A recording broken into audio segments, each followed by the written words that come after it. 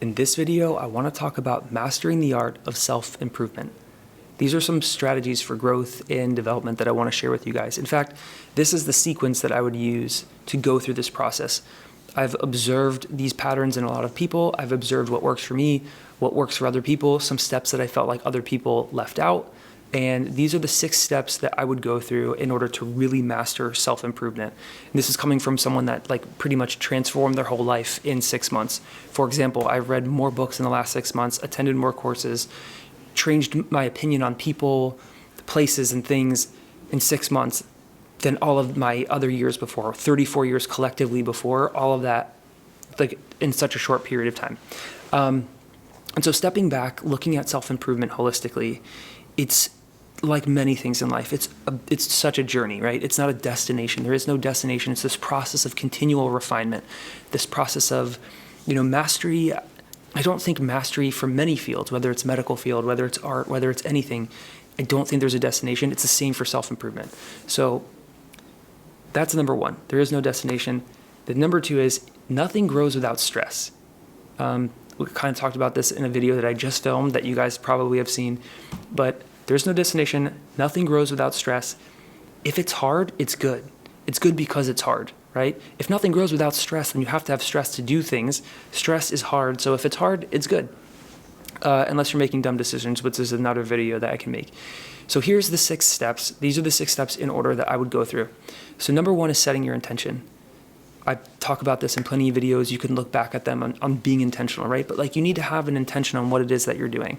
Why are you growing? Maybe you're going through a divorce. Maybe you lost your company. Maybe you lost your job. Maybe you're in a good place, but you just want to advance in your career. What's your intention? What's your why? Why do you want to do it? Set that. Number 1, set your intention. Number 2, expand your awareness. Number 2, expanding your awareness. What got you here will not get you there. What got you to where you are now is not going to be the same thing that you use to get to your next level. And this goes into the 80-20 principle, right? So 80% of the stuff that we does yields really little value.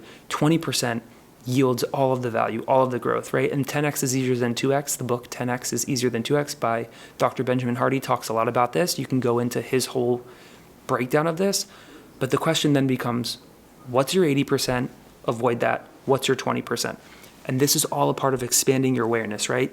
You have to set your intention, and then you need to become aware.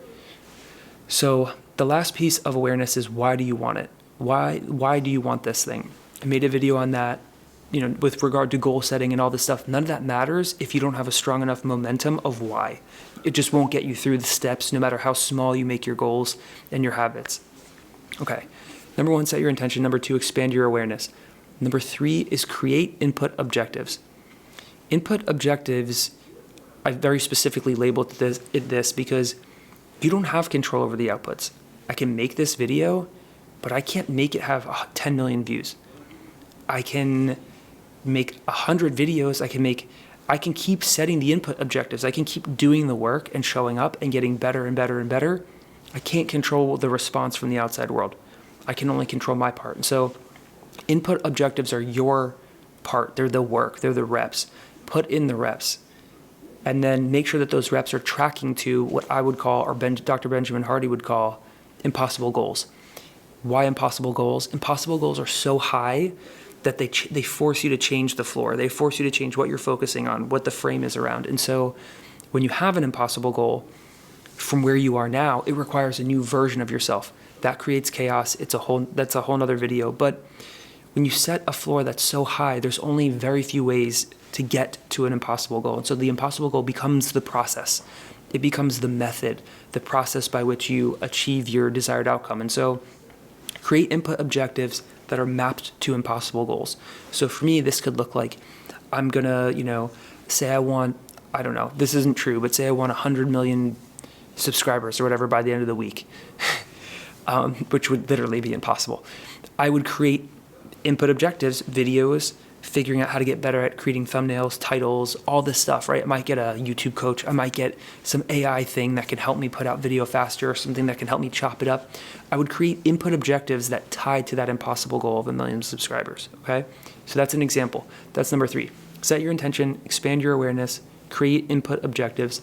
Number 4 is create habits and systemize. Create the habits and systemize. So input objectives are the things that are going to keep you on the path. Creating habits and systemizing is like, okay, the input objectives, like a video, right? How do I create habits around that? How do I systemize that? So for me, I have this dedicated space that's just for filming.